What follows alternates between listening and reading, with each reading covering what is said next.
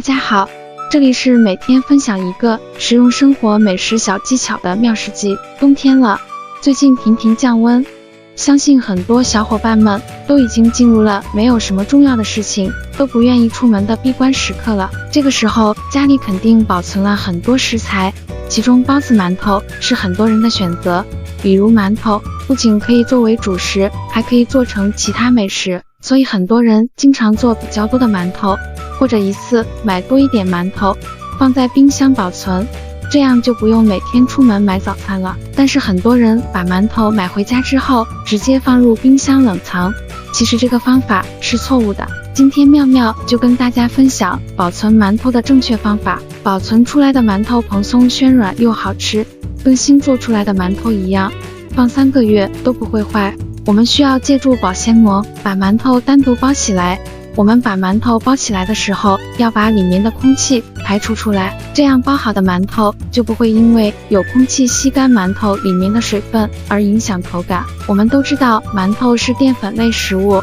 馒头直接放入冰箱冷藏，馒头会变干变硬，再次蒸出来的馒头口感变得非常差。包括面食类的其他美食也是一样的。另外，馒头直接放入冰箱冷藏还可能带来安全隐患。馒头在冰箱的阴冷环境很容易滋生一些细菌，那么再次吃下去对我们的身体非常不好。如果没有保鲜膜单独包好馒头，而是直接放在袋子里保存，馒头进入冰箱冷藏时会粘连在一起，下次拿出来的时候必须要把全部的馒头拿出来一起蒸。经过这样反复蒸的馒头，一方面会影响口感，另一方面营养成分也会流失，所以我们不能偷懒。保存馒头的时候，每一个馒头都应该单独用保鲜膜装起来，这样馒头不会粘连，也方便大家随吃随取，非常方便。馒头全部包好之后，我们要把馒头放入冰箱的冷冻室进行保存。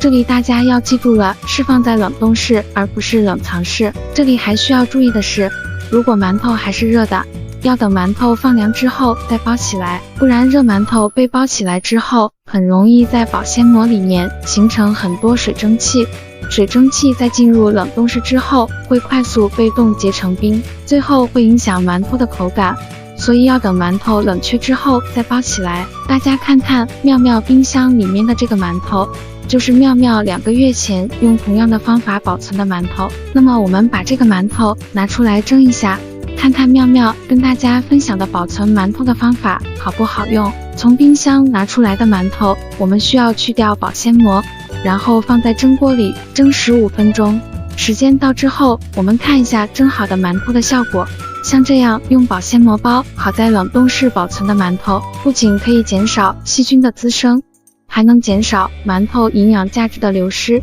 像这样保存出来的馒头，放了差不多3个月，还是跟新鲜出炉的馒头一样。用手按压可以感受到馒头的回弹效果非常好，不会干也不会硬。再打开看看里面的状态，蓬松暄软，吃起来也非常好吃，一点也不影响口感。所以大家下次家里还剩下馒头，就可以用妙妙跟大家分享的方法进行保存起来了。好了，如果喜欢妙妙的分享，记得点赞、评论和关注，我们下期见。